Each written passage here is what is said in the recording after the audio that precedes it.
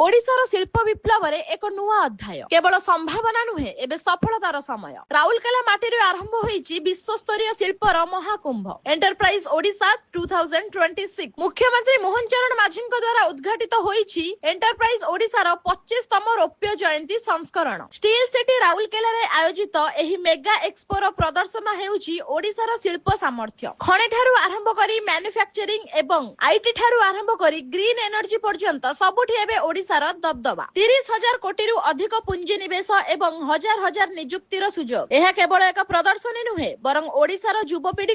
एक स्वप्नर platform MSME एवं startup गुड़िक विश्व बजार सह जोड़िबा पई यह एक बड़ प्रयास नूतन ज्ञान कौशल एवं ड्रोन शोर चमकार झलसुची पूरा परिवेश विकसित ओडिशा समृद्ध ओडिशा एही संकल्प को नहीं आगक बढ़ुची आम राज्य आसंतु एही नूतन शिल्प विप्लवर सहभागी हेबा। नमस्कार, जय जगन्नाथ।